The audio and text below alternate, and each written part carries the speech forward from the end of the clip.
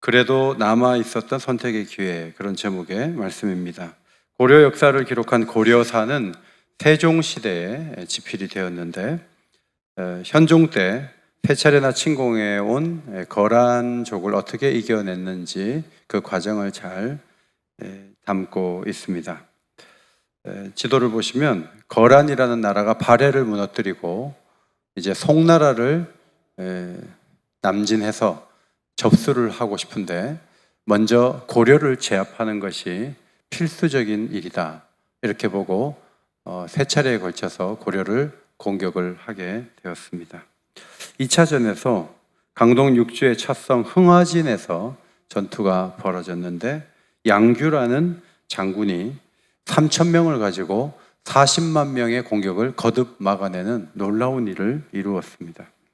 거란 군사들의 희생이 많아지면서 우리가 여기서 전쟁을 하다가 어려움을 겪을 것이 아니라 빨리 현종이 있는, 왕이 있는 개경으로 가서 왕을 잡으면 모든 군사들은 다 투항하지 않겠는가, 이제 그런 생각을 하고 개경으로 진군을 했습니다. 조정에서는 이 대군의 공격을 도저히 막을 힘이 없으니까 항복하자는 견해와 버티자는 견해 두 가지로 갈라섰는데 강감찬 장군이 주장해서 1010년 12월 28일 왕은 개경을 포기하고 전라도 나주로 내려가게 되었습니다. 이제 왕이 없는 그 개경에 와서 마음껏 약탈하고 사람을 죽이고 불을 질렀죠. 그런데 이제 거란 군사들의 어려움은 무엇인가 하면 봄이 되면 압록강이 녹아서 배가 없으면 건너지가 못하니까 이제 거란 군사들은 겨울에 가야 된다는 시간적인 어려움이 있었어요. 그래서 이들은 방향을 돌려서 북쪽으로 가게 되었습니다. 강감찬 장군은 거란으로 회군하는 그 군사들을 귀주에서 마주하면서 총력을 다해서 이들과 싸웠습니다. 그렇게 해서 3차전에서는 10만 명 중에 수천 명만이 돌아가고 나머지는 다 귀주에서 거란 군사들이 전사하게 되었고, 다시는 거란이 고려를 넘보는 일은 없게 되었고, 그래서 고려의 평화가 100년 이상 찾아와서 번영의 시대를 이뤘다, 이것이 역사가들의 해석입니다. 오늘 이 말씀을 장황하게 드리는 이유는 34장의 이 말씀도 비슷한 상황이기 때문에 그래요. 대군을 몰고 왔는데 예루살렘을 에웠습니다. 에워쌌는데 주전 588년부터 587년까지 1년 6개월 동안 예루살렘이 버티고 있었어요. 그런데 함락되지 않았어요. 요새화된 성들이 있었는데 7절에 보니까 라기스와 아세가도 있었어요. 이 세 성읍 외에는 유다의 모든 성읍들이 다 함락이 되고 약탈을 당했습니다. 참 이 어렵고 힘든 공격을 계속 당하는 이 상황 속에서 예레미야가 예언 활동을 하는 것이죠. 1절에 보면 바벨론 왕의 모든 군대와 그가 다스리는 모든 나라와 모든 백성이 군사의 힘을 모아서 예루살렘을 공격했다고 그렇게 적고 있습니다. 예레미야는 이 어렵고 힘든 전쟁을 이어가는 왕과 백성들을 향해서 더 이상 버티는 건 의미가 없습니다. 수적으로 안 되니까 문을 열라는 게 아니라 성문을 열고 이 공격하는 사람들의 공격을 그냥 받아야 되는 이유는 이 시작이 하나님으로부터 온 것입니다. 하나님이 심판하시려고 오랫동안 말씀하셨고 지금 그 일이 현실이 된 것이니까 더 이상 버티는 것은 의미가 없습니다. 그렇게 이야기를 했습니다. 예레미야 얘기를 받지 않는 사람들은 어떤 생각을 했냐 하면 강감찬 장군처럼 거란을 이길 수 있는 그런 일들이 우리에게도 혹시 있지 않을까, 그 생각을 그들이 했던 거예요. 그래서 바벨론이 아무리 강해도 공격하다 지치면 떠나가겠지 하고 버티고 있었는데 예레미야가 말합니다. 절대로 그런 일은 일어나지 않습니다. 하나님이 계획하신 일이기 때문에 결국 성은 함락되고 말 것이고 성은 불타고 왕은 잡혀가게 될 것이다, 그렇게 말했습니다. 애국적인 많은 신하들과 군인에게 예레미야는 매국노 같은 사람이죠. 옛날부터 바벨론 편을 들더니 이렇게 나라가 어려움에 처했는데도 계속 바벨론 편에 서갖고 얘기를 하는 것으로 비춰졌기 때문에 예레미야만 없으면 너무 좋겠다 이런 생각을 모두들 했을 거예요. 그래서 왕과 고관들이 오래전에 죽이려고 그랬어요. 근데 하나님 은혜로 예레미야가 지금까지 살아있는데 살아서 계속 바벨론 편에서 얘기를 하니까 못마땅하고 귀찮았을 것입니다. 예레미야는 옛날부터 바벨론이 예루살렘 성을 함락하고 사람들을 포로로 잡아갈 것이라고 얘기했는데 왜 또 말합니까? 가만히 있어도 다 안다니까요. 이야기하는 이유가 뭡니까? 항전하며 싸우는 게 의미가 없다는 거예요. 바벨론에 항전하는 것이 하나님 앞에 저항하는 것으로 보인다면 하나님이 이 와중에 베풀 수 있는 긍휼을 발로 걷어차는 것이 된다. 그러므로 이 어려운 상황에서는 이 상태를 수용하고 하나님이 베푸실 은혜를 그래도 이 상황에서 받는 것이 최선이 아니냐, 지금 그 얘기를 하고 있는 것입니다. 여러분, 자기 운명을 자기가 결정한다는 말이 있죠. 우리는 대한민국에 태어나서 대한민국 국민이에요. 그런데 어떤 사람들은 여행을 갔다 오더니 야, 호주가 이렇게 좋은데, 캐나다가 이렇게 좋은데 우리 가야 되겠다. 그래갖고 재산을 다 정리해가지고 가죠. 뉴질랜드가 살기도 하고. 그분들은 운명이라고 받아들인 일을 뭔가 노력하고 움직여서 국적을 바꾸는 일을 하시는 분들이죠. 직업을 50대 초반까지, 중반까지 어떤 일을 하다가 어느 날 갑자기 직업도 바꾸는 분들이 있어요. 직업이 내 운명이라고 생각했는데 60이 다 돼가면서 직업도 바꾸는 분들이 있단 말이에요. 그렇게 함으로 사실은 발전도 하고 개인적인 변화도 가능하죠. 그런데 많은 경우에 상황을 수용해야 할 때가 있어요.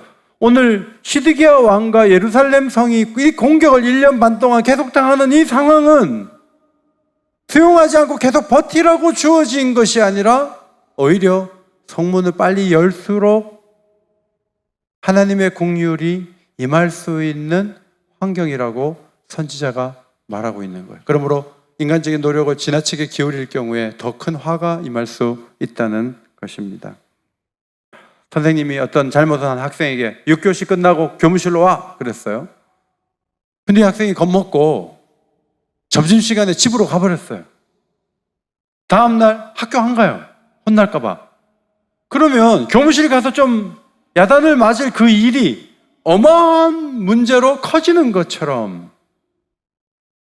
성문을 열지 않고 계속 버티면 약오른 바벨론 왕이 들어왔을 때 10배나 약탈하고 10배나 잡아가고 10배나 무서운 일들을 벌일 수가 있기 때문에 약을 올리지 말고 문을 열라는 거예요. 하나님의 심판이니 받아들이라는 거예요. 죄로 인한 심판만이 아니라 우리가 원치 않는 상황을 우리는 만날 때가 참 많습니다. 제일 먼저 말씀드릴 수 있는 것은 노인이 되어서 몸의 기능이 쇠약해지는 현상이 일어나는 거예요. 옛날에는 됐는데 시간이 흐르면서 시력에 어려움이 오고 발에 어려움이 오고 머리부터 발끝까지 이 기능들이 자꾸 약해지는 거예요. 그건 뭐 죄를 지어서가 아니라 우리가 이 땅에 사는 피조물로서 하나님이 그렇게 우리를 만들어 놓으셨기 때문에 자꾸 아픈 일들이 우리에게 벌어지는 거예요. 세월이 흐르면 자녀들이 여럿 있어도 하나하나 떠나서 결국 부부만 남게 돼요. 퇴직을 하고 중심에 서 있다가 주변으로 밀려날 수 있어요. 병원에 갔더니 원치 않는 수술을 받아야 된대요. 몇 년을 고생할지도 모르는 통보를 받고 기가 막혀 앉아있을 때도 있어요. 낙심할 만한 사건들이 밀려와요. 부모님 중에 한 분이 먼저 세상을 떠나고 또 다른 부모님이 또 세상을 떠나고 배우자마저도 먼저 떠나고 실패와 좌절, 인간관계의 악화, 거절당하고 외면당하는 일이 우리에게 닥쳐올 수 있고 지금 세계적으로 모든 사람이 당하는 어려움은 뭐죠? 코로나로 인한 답답하고 힘든 시간이에요. 자, 이 시간에 대해서 어떤 태도를 보이느냐에 따라서 우리의 내면은, 우리의 남은 시간은 달라질 수 있다 하는 것을 본문 말씀을 통해 적용할 수 있습니다. 계속 이런 세상에 대해서 막 원망하고 막 불평하고 하나님 앞에 이럴 수가 있냐 그러고 막 이렇게 토로하고 막 힘겨워하고 자, 이건 뭐냐면 수용하지 않는 거예요. 이 상황에 대해서 계속 거칠게 대항하는 거예요. 시드기야 왕으로 말하자면 그냥 성문을 닫아들고 계속 싸우는 거예요. 지금 예루살렘 성을 에워싼 것은 하나님의 심판이었어요. 지금 온 세계가 이 고통 가운데 있는 것은 하나님의 심판적인 성격이 강한 일이에요. 그렇다면 누가 예외가 될 수 있겠어요? 누구나 다 어렵고 힘든데 하나님이 뭔가 하시려고 하는구나 하고 이 상황을 빨리 받아들여야 돼요. 그렇지 않으면 지혜로운 선택을 하기가 어려운 것입니다. 하나님이 무너뜨리며 파괴하기로 작정한 일은 아무도 피할 수가 없기 때문에 시드기야 왕이 1년 6개월 버티는 건 선지자가 보기에 잘하는 게 아니었다, 그런 말씀이죠. 80대 어머니가 50대 막내 아들이 먼저 세상을 떠나는 것을 보고 그 어머니가 90이 됐어요. 그리고 돌아가셨어요.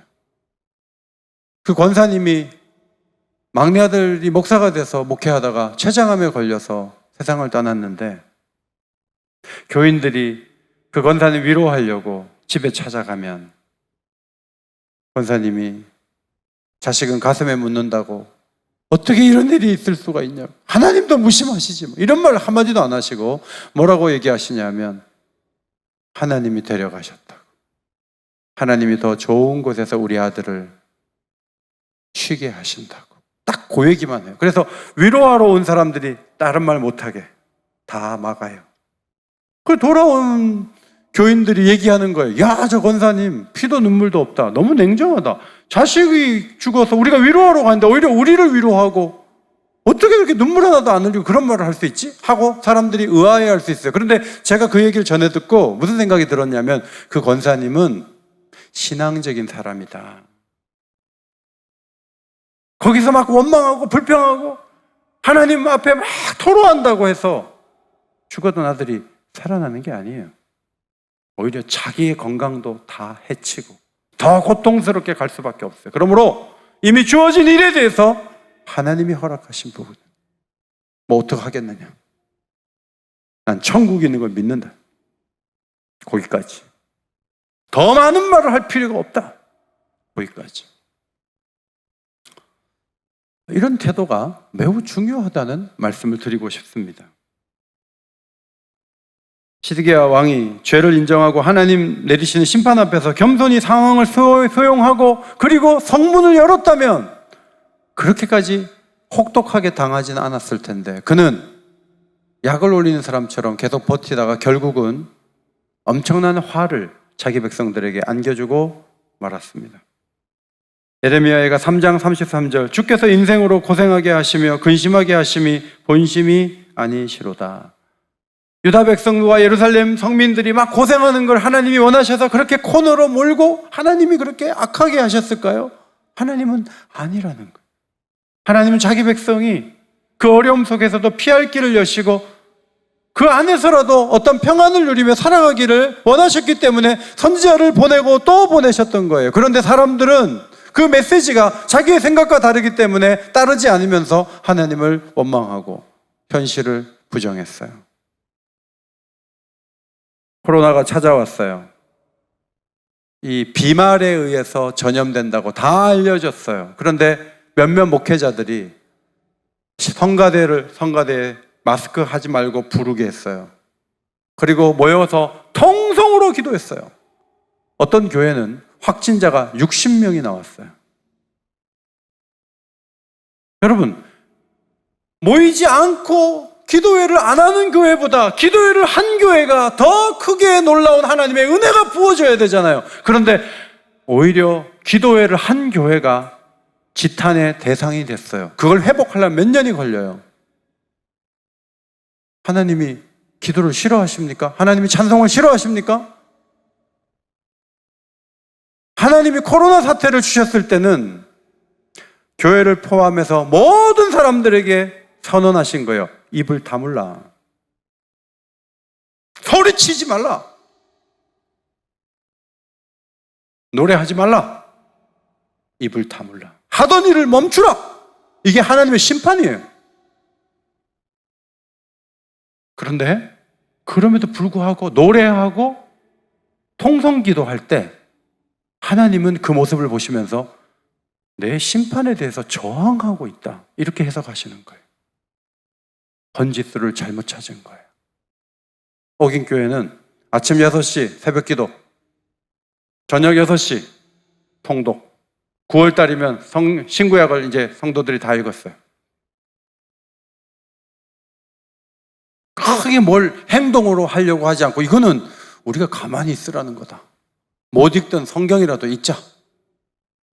그게 우리 장로님들의 결정이고 우리 교인들의 생각인데 적절한 판단이죠.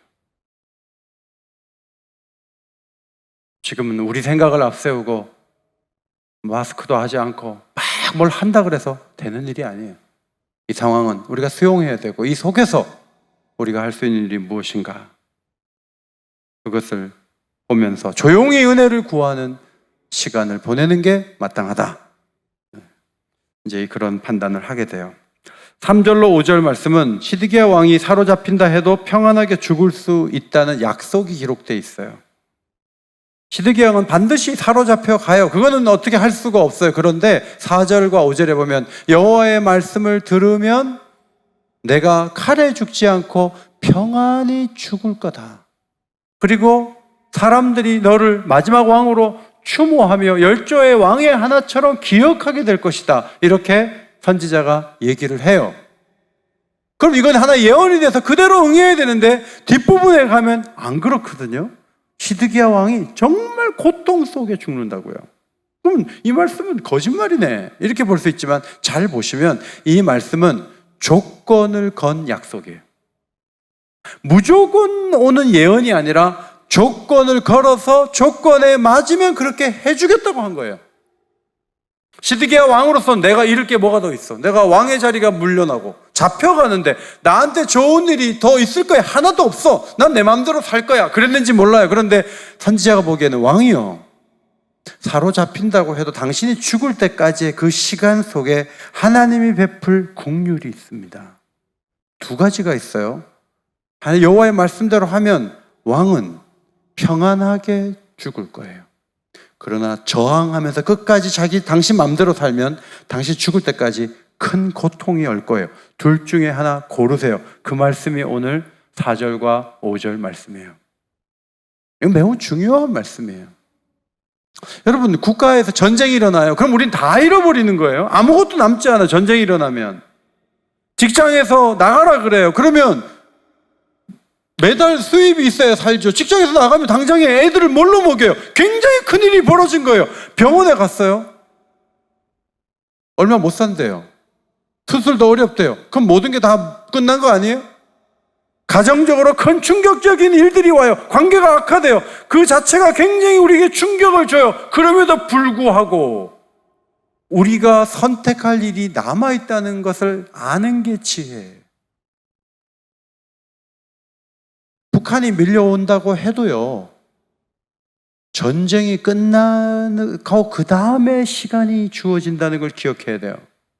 직장에서 나온다 할지라도 다음 직장에 옮길 때까지가 고통스럽지 새로운 직장을 구할 수가 있다는 것을 기억해야 돼요. 건강에 어려움이 온다 할지라도, 몇 년 동안 고생한다 할지라도 하나님이 언젠가 내 건강을 회복시켜 주시고 일으켜 주실 시간이 온다면 내가 아직 선택할 일은 남아있는 거예요. 그 선택을 잘하는 게 중요하다. 이렇게 시드기야 왕에게 예레미야가 말하는데, 시드기야는 예레미야가 미운 거예요. 자기 생각을 지지해 주지 않고 나는 모든 걸 다 잃을 것 같은데 뭘 선택하라는 거지? 하면서 선지자의 말을 듣지 않았습니다. 듣지 않았으니까 어떻게 됐습니까? 39장, 예레미야 39장 6절과 7절을 보시면 바벨론의 왕이 림나에서 시드기야의 눈앞에서 그의 아들들을 죽였고 왕이 또 유다의 모든 귀족을 죽였으며 왕이 또 시드기야의 눈을 빼게 하고 바벨론으로 옮기려고 사슬로 결박하였더라. 정말 무서운 일이 벌어졌어요. 평안히 죽는다고 말했는데 평안히 죽기는커녕 자식이 눈앞에서 죽임을 당하는 모습을 봐야 하고 두 눈을 빼고 사슬에 묶어서 데려갔는데 52장에 보면은 옥에서 죽을 때까지 그렇게 비참하게 살다가 죽었다는 거예요. 하나님이 선택을 잘하라. 내 말을 들어라. 선지자를 보내서 끝까지 말씀하시는 그 긍휼을 발로 차버리고 난 내 마음대로 살 거야. 뭐 일이 이렇게 됐는데 무슨 말을 들어. 됐어. 그래서 그는 더 큰 고통을 당했다 하는 거예요. 성도 여러분, 모든 게 끝이라고 말할 만한 일들이 우리에게도 벌어져요. 그럼에도 불구하고 우리는 그게 끝이 아니다. 하나님이 새로운 일을 하실 수 있다. 이 소망을 갖는 게 중요해요. 그까지 50명 모이라고? 50명 모여서 뭐 하는데? 됐어. 50명 모인다. 뭐 그런 식으로 문 열 때 난 교회 안 가. 여러분, 이 상황에서 이렇게 올 수 있는 것도 기회라는 걸 아셔야 돼요. 할 수 없는 게 아니고 할 수 있는 일을 주실 때 그거를 크게 보고 거기서 정당한 판단을 내리고 선택을 잘할 수 있는 것 매우 중요해요. 남편 없는 여인이 가뭄이 이어지자 가루통에 가루가 없어요. 다 긁어서 떡 하나 만들 정도밖에 안 남았어요. 기름병에 기름이 조금 남았어요. 마지막 털어먹고 죽자 하고 그걸 굽는데 선지자가 찾아왔어요. 하나님의 요구예요. 선지자에게 그 떡을 주래요. 그러면 그 혼자 산 여자가 그 아들하고 그 떡 하나도 못 먹고 빨리 죽으라는 거예요? 그러면 하나님 앞에 하나님 동시에 이 가뭄을 이렇게 해놓고 이 마지막 떡 하나 먹으려고 그래 그걸 뺏어? 그게 하나님이 할 일이에요 하고 저항할 수 있어요. 그런데 이 여인이 그렇게 하지 않았어요. 떡을 만들어서 선지자를 줬어요. 그런데 병의 기름과 통의 가루가 가뭄이 끝날 때까지 채워진 거예요. 여인은 끝이라고 생각했는데 하나님이 새로운 시작의 문을 여신 거예요. 이것이 하나님의 놀라운 축복이에요. 그렇게 의지하고 사람 살리고 오병이어 기적을 일으킨 선생이 죽으면 모든 게 끝이잖아요. 그래서 선생이 십자가에 죽는 모습을 보고 다들 낙담했어요. 그런데 부활하신 주님이 나타났어요. 끝이 아니라는 거예요. 새로운 시작의 문이 열렸다는 거예요. 이것이 신앙세계의 놀라운 축복이에요. 코로나가 왔어요. 제대로 못 모여요. 그러면 교회가 끝이에요? 교회가 욕을 먹는다 그래서 교회가 끝이에요? 아니에요. 새로운 시작을 꿈꿔야 돼요. 그리고 이 안에서 우리가 할 수 있는 최선의 길을 찾아야 돼요. 이것이 하나님의 놀라운 축복이라는 것을 믿으시기 바랍니다. 그것이 우리의 신앙이 되어야 돼요. 8절부터 10절은 이 포위되고 어려운 상황에서 왕과 신하들이 놀랍게도 모세에게 주셨던 율법의 말씀 한 가지를 기억하고 순종하려고 했던 시도에 대해서 기록하고 있어요. 포위를 당했는데 이들의 마음속에 자기들이 할 수 있는 일을 생각을 해봤겠죠. 그런데 신명기 15장 말씀에 히브리 남자나 여자가 종으로 팔리면 제7년에는 자유하게 하고 빈손으로 가게 하지 말라고 하는 말씀이 있었는데 그냥 10년째 20년째 계속 종으로 동족을 부리고 있었거든요. 야, 이거라도 우리가 개선을 하고 노예 해방을 해주자. 그래서 하나님 앞에 계약하고 풀어줬어요. 하나님이 그 보면서 이뻤을 것 같아요. 야, 어려움이 오니까 말씀대로 살려고 그래도 노력하네?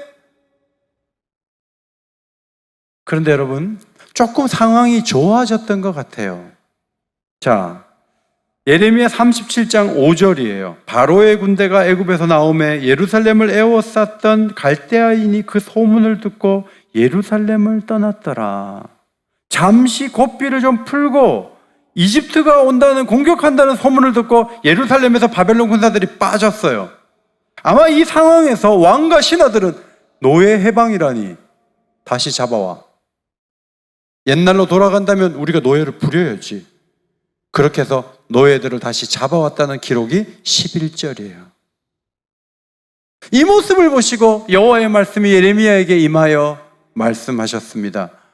내가 너희들의 속내를 봤다. 너희들이 정책적인 군사적인 오판을 하는 정도가 아니고 너희들이 이렇게 이중적이고 사태가 좀 좋아지면 신앙적으로 살려고 했던 모든 결심들을 다 내려놓기 때문에 난 너희들에게 말한다. 17절입니다. 너희가 나에게 순종하지 아니하고 각기 형제와 이웃에게 자유를 선포한 것을 실행하지 아니하였은즉 내가 너희를 대적하여 칼과 전염병과 기근에게 자유를 주리라. 너희들이 노비의 자유를 빼앗는다면 나는 칼과 전염병과 기근에게 자유를 주어서 너희들을 심판하겠다 하고 하나님이 심판을 더 확실하게 하시는, 다짐하시는 그런 사건이 되고 말았다 하는 말씀이에요. 저도 요로결석으로 막 고생한 적이 있는데 요로결석 때 너무 아프니까 하나님께 기도했어요. 하나님, 이 돌이 좀 빠지면 제가 이렇게 할게요. 그러다 어느 날 돌이 빠졌어요. 그런데 제가 하겠다는 걸 너무 많이 얘기해가지고 제가 그걸 잊어버리고 제가 그 아팠을 때 하나님 앞에 약속한 것에 대해서 그때는 아파서 한 건데 절반은 취소입니다.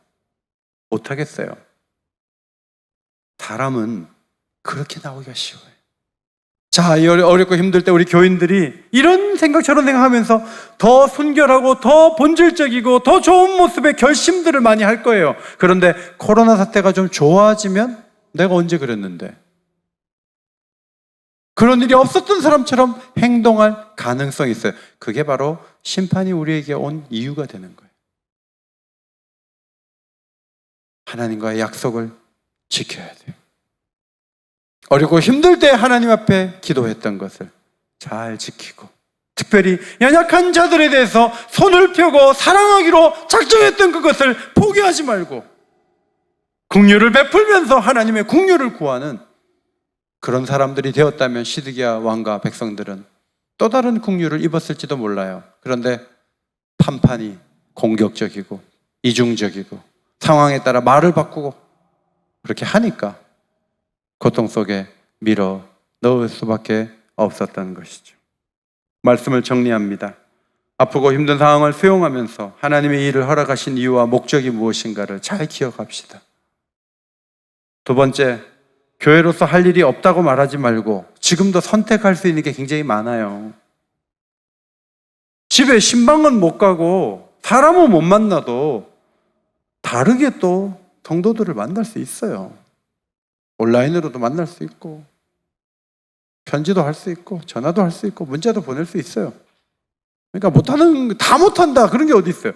지금 여기서 선택할 수 있는 일들이 있어요. 그걸 잘하면 더 큰 평안과 은혜를 우리에게 주신다고 약속하시는 거예요.